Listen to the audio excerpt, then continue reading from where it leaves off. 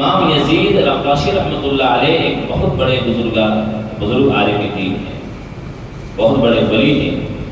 وہ رمضان کے اخیر جمعے میں یا رمضان کے اخیر عشرے میں تہجد تو پڑھتے ہیں۔ جتنے اولیاء کرام گزرے ہیں یا جو بھی بزرگان دین گزرے ہیں، ان کی زندگی کا لازمی جو جز اور حصہ ہوتا تھا وہ تہجد کی نماز ہوتی تھی۔ تہجد کی نماز، تہجد کی نماز، تہجد ایک ایسی نماز ہے میرے بھائی اور دوستو کہ تہجد کے وقت میں سارے دروازے بند ہوتے ہیں، رات کی تاریکی ہوتی ہے اور ڈائریکٹ بندے کا کنیکشن اور تعلق اللہ سے جڑتا ہے۔ اس وقت دل نرم ہوتا ہے، دل سے باتیں نکلتی ہیں۔ مناجات ہم لوگ جو سنتے ہیں، مناجات یہ مناجات اولیاء کرام کے ایجاد کیے ہوئے کچھ حمد ہوتی ہے، کچھ الفاظ اشعار ہوتے ہیں، اللہ کے سامنے مناجات کرتے ہیں۔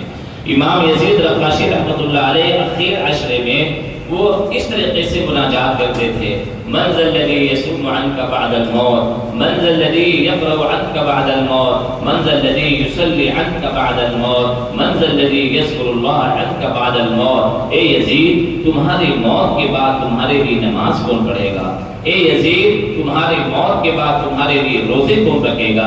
اے یزید، تمہاری موت کے بعد تمہارے لیے تلاوت کون کرے گا؟ اے یزید، تمہاری موت کے بعد تمہارے لیے ذکر اور استغفار کون کرے گا؟ یہ مناجات امام یزید رقاشی رحمۃ اللہ علیہ اخیر عشرے میں بہت زیادہ کیا کرتے تھے اور کہا کرتے تھے اپنے آپ کو: اے یزید، جو وقت بچا ہوا ہے اسی میں اللہ سے مغفرت حاصل کر لے، پتہ نہیں تو آئندہ سال یہ مغفرت والا مہینہ تمہیں میسر ہو یا نہ ہو، تمہیں کوئی اس کے بارے میں علم اور جانکاری نہیں ہے۔ میرے بھائی اور دوستو، مولانا ابو الحسن علی ندوی رحمۃ اللہ علیہ جو بہت بڑے عالم دین گزرے ہیں، ان ہندوستان کا یہ معناز عالم دین جن کو یہ شرف حاصل ہوا تھا کہ خانہ کعبہ کی جو چابی ہوتی ہے وہ چابی ان کے ہاتھ میں دی گئی تھی۔ اللہ رب العزت نے وہ انعام عطا فرمایا تھا کہ خانہ کعبہ میں جمعہ کے دن امام حرم جب خطبے کے لیے کھڑے ہوتے تو ان کی کتاب کا حوالہ دیتے کہ مولانا ابو الحسن علی ندوی رحمۃ اللہ علیہ نے اپنی کتاب میں یہ لکھا ہے۔ اتنے بڑے عالم دین انہوں نے اپنے ایک کتاب میں لکھا ہے، افادات قرآن ہے، اس میں لکھا ہے کہ روزہ دو ہے۔ بہت بڑی اہم بات ہے، یہ روزہ دو ہے، ایک چھوٹا روزہ ہے اور ایک بڑا روزہ ہے۔ ایک چھوٹا روزہ ہے اور ایک بڑا روزہ ہے۔ چھوٹا روزہ جو ہم لوگ رکھتے ہیں، یہ نفلی روزہ یا جو فرض کا روزہ، یہ رمضان کا روزہ، یہ چھوٹا روزہ ہے۔ یہ چھوٹا روزہ ہم لوگ سحری سے شروع کرتے ہیں اور غروب آفتاب کے وقت میں افطار کرتے ہیں اور کسی چند چیزوں سے روکتے ہیں، ایسی چیزوں سے جو ہمارے روزے کو توڑ نہ دے۔ یہ چھوٹا روزہ ہے اور یہ چھوٹا روزہ جو ہے یہ بڑے روزے کی مشق کرانے کے لیے، بڑے روزے کے اندر روح پیدا کرنے کے لیے، بڑے روزے کے اندر جان پیدا کرنے کے لیے چھوٹا روزہ آتا ہے۔ بڑا روزہ کیا ہے؟ بڑا روزہ جب ایک مسلمان، ایک بچہ بالغ ہوتا ہے، بالغ کے وقت سے لے کر وہ روزہ شروع ہوتا ہے اور اس کی موت تک وہ روزہ اس کے اوپر رہتا ہے۔ جب اس کی زندگی کا آفتاب غروب ہوتا ہے تو وہ روزہ ختم ہوتا ہے۔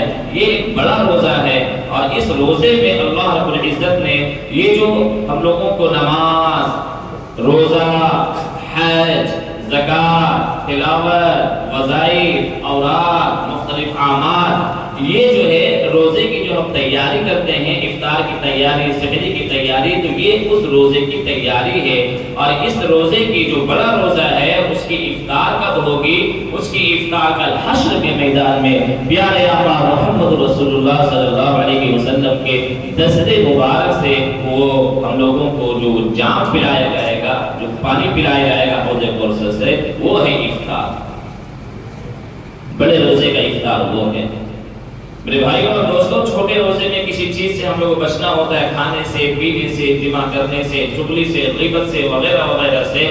تو اس بڑے روزے میں بھی ہمیں ان کی بعض چیزوں سے بچنا ہے۔ وہ ہے شرک، غیبت، جھوٹ، ظلم، ناانصافی۔ ان چیزوں سے ہم بچیں گے تو ہمارا جو یہ بڑا روزہ ہے وہ برقرار رہے گا اور کل ہمارے لیے حشر کے میدان میں پیارے آقا صلی اللہ علیہ وسلم کی دست مبارک سے وہ حوض کوثر سے جام نصیب ہو۔ شفاعت نصیب ہوگی۔ اس بڑے روزے کی مشق اور تجربے کے لیے، بڑے روزے کی تیاری کے لیے چھوٹا روزہ اللہ رب العزت نے ہم لوگوں کو یہ عطا فرمایا ہے۔ اور یہ تیاری ہے، بڑا روزے کی تیاری چھوٹا روزہ ہے۔ آخرت کی تیاری کیا ہے؟ امام غزالی رحمۃ اللہ علیہ نے یہ جو روزہ ہمارے پاس آیا میرے بھائیوں اور دوستوں، ہمارے اندر احساس جگانے کے لیے، ہمارے اندر یہ جان پیدا کرنے کے لیے، ہمارے اندر فکر پیدا کرنے کے لیے، ہمارے اندر تقویٰ پیدا کرنے کے لیے، ہمارے ایمان کو چارج کرنے کے لیے، ہمارے ایمان کو چارج فل کرنے کے لیے یہ رمضان آیا تھا، تاکہ اس رمضان میں ہم عبادت کے ذریعے سے، قرآن کی تلاوت کے ذریعے سے، تراویح کے ذریعے سے، افطار کے وقت میں دعا کے ذریعے سے اور سحری کے وقت میں تہجد کے ذریعے سے اپنے ایمان کو اتنا چارج کر لے، اپنے ایمان میں اتنا جان پیدا کر لے کہ یہ جو بیٹری چارج ہوگا ایمان کی بیٹری، یہ 11 مہینہ چلے گا، 11 مہینہ چلے گا۔ اس کے چارج کے لیے رمضان کا مبارک مہینہ آیا۔ ایک آخرت کی تیاری کے لیے اللہ رب العزت نے ہمیں راستہ بتلایا، ہمارے اندر احساس پیدا کرایا۔ امام غزالی رحمۃ اللہ علیہ نے اپنی کتاب احیاء علوم الدین میں ایک واقعہ لکھا ہے کہ امام غزالی رحمۃ اللہ علیہ نے لکھا کہ ایک آدمی تھا، وزیر تھا، وہ اپنے گھر میں بہت زیادہ واویلا مچا رہا تھا، بہت زیادہ ہلہ اور شور مچا رہا تھا، کبھی بیٹوں کو ڈانٹ رہا تھا، کبھی بیوی کو ڈانٹ رہا تھا، کبھی خادم اور نوکر کو ڈانٹ رہا تھا کہ میرے کپڑے کہاں رکھے ہیں، میری جوتی کہاں رکھی ہے، میری لاٹھی کہاں رکھی ہے، میرا ہتھیار کہاں رکھا ہے، میرا فلاں کہاں رکھا ہے۔ ہر ایک کو وہ ڈانٹ رہا ہے اور اسی ڈانٹ میں اس کا وقت گزر رہا، شور مچا رہا ہے۔ ایک آدمی جو بزرگ تھے وہ اس کی ڈانٹ کو سن کر گھر کے اندر گئے اور انہوں نے فرمایا کہ آخر بات کیا ہے، اتنے آپ پریشان کیوں ہیں؟ آپ بیوی کو کبھی ڈانٹتے ہیں، کبھی بیٹا کو ڈانٹتے ہیں، کبھی آپ بیٹی کو ڈانٹتے ہیں، کبھی آپ خادم کو ڈانٹتے ہیں، کبھی آپ چپل کھوجتے ہیں، کبھی آپ کپڑا کھوجتے ہیں، کبھی آپ جوتا کھوجتے ہیں، کبھی آپ لاٹھی کھوجتے ہیں، کبھی آپ ہتھیار کھوجتے ہیں، کبھی آپ تلوار کھوجتے ہیں اور ڈانٹ اور شور و غل مچا رہے ہیں۔ آخر وجہ کیا ہے؟ اس نے وزیر نے کہا کہ بادشاہ نے مجھے آج خاص لباس کے ساتھ میں اور ایک خاص وقت میں مجھے بہت ہی ایک موقع دیا ہے، اپنے پاس بلایا ہے، تو میں یہ چاہ رہا ہوں کہ میرا لباس اچھا ہو، میرے جوتے اچھے ہوں، میرے اوپر ہتھیار اچھا ہو، میں اچھے طریقے سے بن سور کر بادشاہ کی خدمت میں حاضر ہو، تاکہ بادشاہ مجھے دیکھے اور خوش ہو جائے اور زیادہ وقت میرے ساتھ گفتگو میں گزارے۔ ان بزرگ عالم دین نے کہا کہ وزیر صاحب بات تو بہت ٹھیک ہے، لیکن آپ بادشاہ کے دربار میں حاضری کے لیے اتنی تیاری، کیا آپ نے کبھی سوچا کہ آپ کو اس احکم الحاکمین بادشاہ کے پاس حاضر ہونا ہے؟ کیا وہاں کی بھی کچھ تیاری آپ نے کی ہے؟ کیا وہاں کے لیے کچھ اعمال آپ نے اکٹھے کیے ہیں؟ کیا وہاں کے لیے کچھ آپ نے اپنے پاس توشہ رکھا ہے؟ کیا وہاں اللہ رب العزت کے سامنے حاضر ہوں گے؟ وہاں کی بھی کچھ تیاری آپ نے کی ہے؟ وزیر بالکل لاجواب ہو کر خاموش سناٹے میں آ گیا اور دیکھتا رہ گیا۔ میرے بھائیوں اور دوستو، جب ہارون رشید جو ہے، ہارون رشید کے پاس بہلول نام کا ایک فقیر درویش آدمی تھا، بہلول آیا، ہارون رشید نے مذاق میں اس بہلول کے ہاتھ میں ایک چھڑی تھمائی اور کہا کہ یہ بہلول، یہ چھڑی لو اور تمہیں سب سے زیادہ، سب سے بڑا بیوقوف جو تمہیں ملے اس کو یہ چھڑی دے دینا۔ بہلول وہ چھڑی اپنے پاس رکھا رہا۔ ہارون رشید کے انتقال کا وقت قریب آیا، بہلول کو پتا چلا کہ ہارون رشید کے انتقال کا وقت ہے، مرض الوفات میں مبتلا ہے۔ بہلول وہی چھڑی پیچھے چھپا کر ہارون رشید کے دربار میں حاضر ہوا اور ہارون رشید کو سلام دعا کہا اور ہارون رشید سے فرمایا، کیا بات ہے، آپ کہاں، کیا بات ہے، کیا گزر رہا ہے؟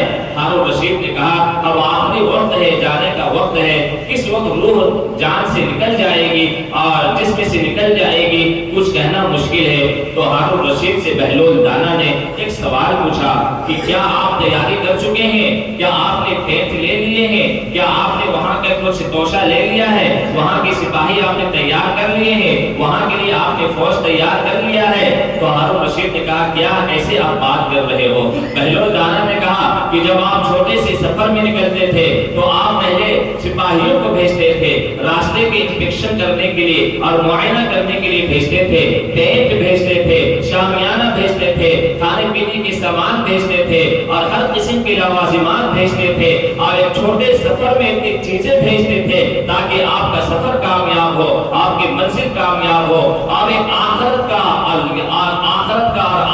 سفر میں جا رہے ہیں، آپ نے اس کے لیے کیا بھیجا؟ آپ نے کتنے اعمال بھیجے؟ آپ نے کتنے روزے بھیجے؟ آپ نے کتنی نمازیں بھیجی؟ آپ نے کتنی قرآن کی تلاوت بھیجی؟ آپ نے کتنے ذکر اذکار بھیجے؟ آپ نے کیا تیاری کی ہے؟ آخرت کا سفر جہاں نہ آپ کا کوئی سپاہی ساتھ ہوگا، نہ آپ کی بیوی ساتھ ہوگی، نہ آپ کا وزیر ساتھ ہوگا، نہ آپ کا فوج ساتھ ہوگا، نہ آپ کے پاس ہتھیار ہوگا، نہ آپ کے پاس جائیداد ہوگی، نہ آپ کے پاس درہم و دینار ہوں گے۔ اکیلا سفر میں آپ نکل رہے ہیں آخرت کے لیے، آپ نے اپنے ساتھ کیا تیاری کر رکھی ہے؟ ہارون رشید رونے لگا اور بہلول دانا نے وہ چھڑی نکالی اور ہارون رشید کو تھما دیا کہ ہارون رشید یہ چھڑی آپ لیجئے، آپ سے بڑا بیوقوف میں نے آج تک کسی کو نہیں پایا۔ ایک چھوٹے سے سفر کے لیے تیاری کرتے تھے اور آخرت کا اتنا بڑا سفر ہے، کچھ بھی تیاری نہیں ہے۔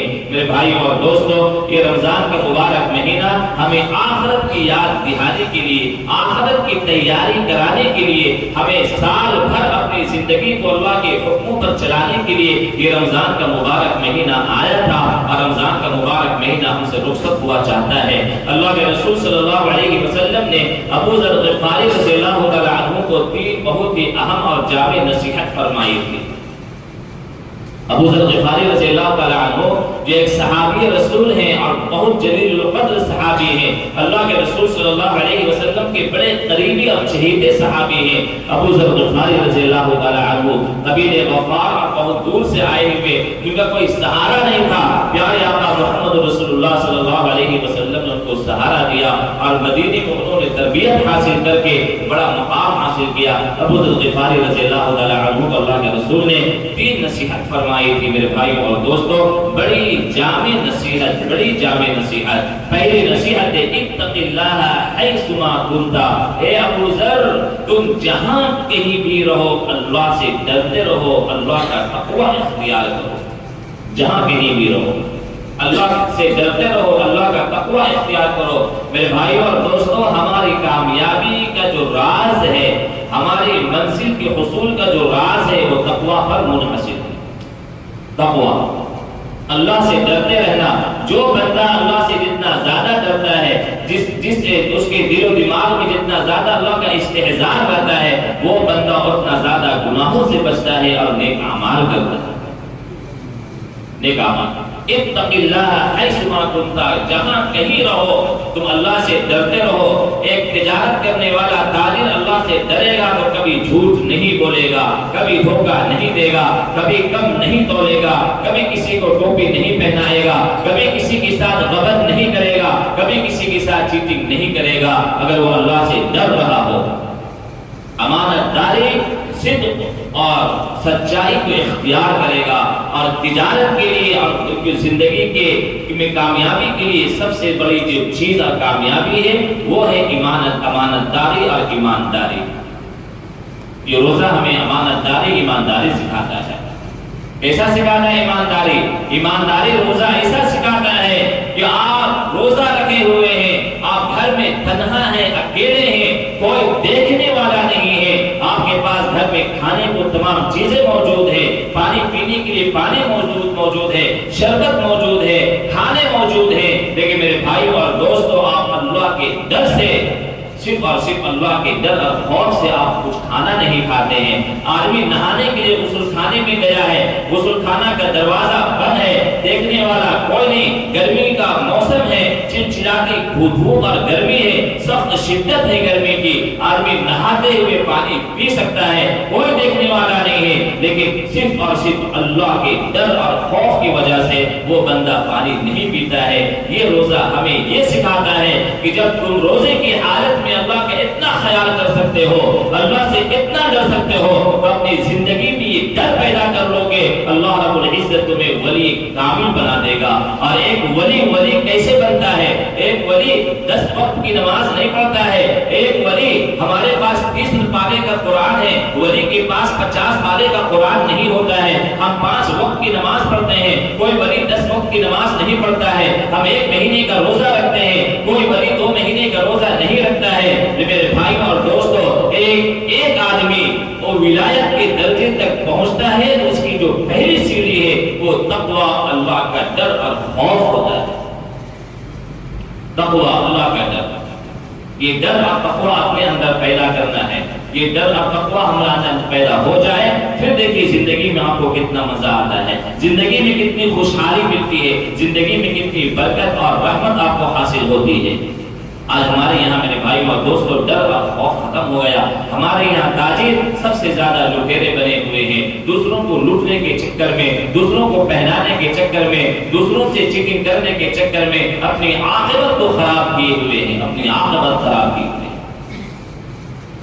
اللہ حفاظت فرمائے۔ بڑی اہم بات ہے، اتق اللہ حیثما کنتا، جہاں کہیں رہو اللہ سے ڈرتے رہو۔ ایک آدمی اگر وہ جنگل اور بیابان رات کی تاریکی میں ہے تب بھی وہ احساس کرے کہ مجھے دیکھنے والا تو کوئی نہیں ہے لیکن مجھے وہ پروردگار اللہ دیکھ رہا ہے، پروردگار اللہ دیکھ رہا ہے۔ اتق اللہ حیثما کنتا۔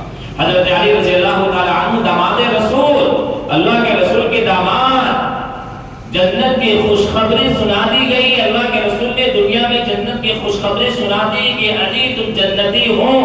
فاتح خیبر حضرت فاطمہ جنت کی عورتوں کے سردار کے شوہر نامدار، جنت کے نوجوانوں کے سردار حسن اور حسین کے والد گرامی، اللہ کے رسول کے چچیرے بھائی، اللہ کے رسول کے داماد، کون سی ایسی نعمت اور صفت اور انعام ہے جو ان کے اندر موجود نہ ہو؟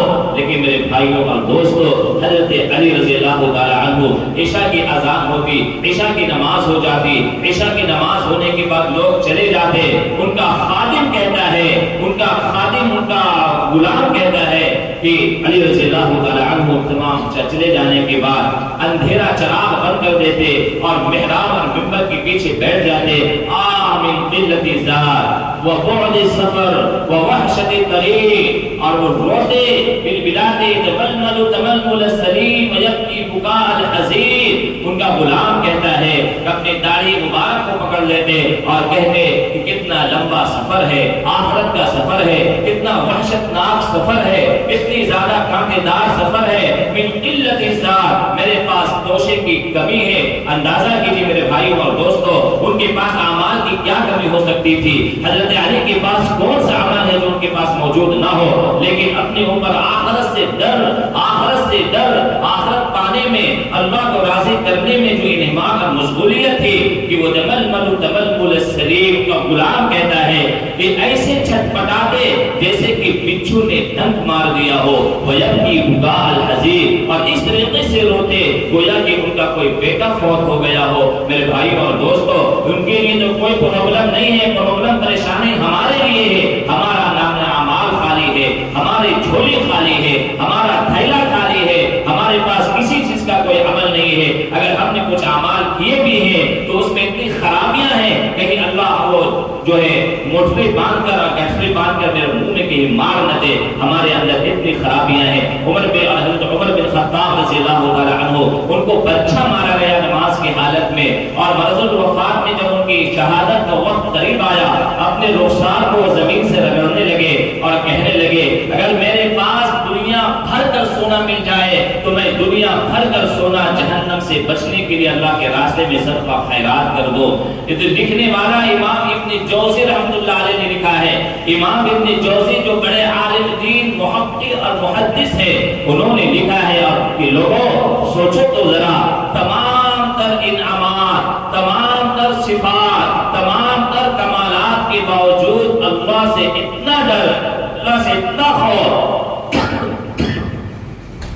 آخرت سے اتنا ڈر، اور ہمارے اندر تمام تر عیبوں، تمام تر نقوص اور تمام تر کمیوں کے باوجود ہمارے اندر آخرت سے اتنا اطمینان کہ ہمیں ذرہ برابر بھی فکر نہیں ہے، ہم مطمئن بیٹھے ہوئے ہیں۔ اللہ ہمارے معاف فرمائے میرے بھائی اور دوستو۔ یہ رمضان المبارک کا مبارک مہینہ یہ ہمارے پاس آیا تھا ہمیں احساس جگانے کے لیے، ہماری زندگی کو ڈگر پر لانے کے لیے، ہماری زندگی کو صحیح ٹریک پر لانے کے لیے۔ اب ہم جو یہ اعمال کیے ہیں رمضان میں، ٹوٹے پھوٹے جو بھی اعمال کیے ہیں، وہ اعمال کے ساتھ ساتھ ان اعمال کی بنیاد پر اب ہمیں ایمانداری، امانت داری، تقوی، اللہ سے ڈر، اللہ کے خوف کی بنیاد پر زندگی گزارنا ہے۔ ہم نماز پڑھتے تھے تو نمازوں کی پابندی جو ہے اللہ رب العزت معاف فرمائے، اللہ رب العزت ہم لوگوں کو توفیق عطا فرمائے۔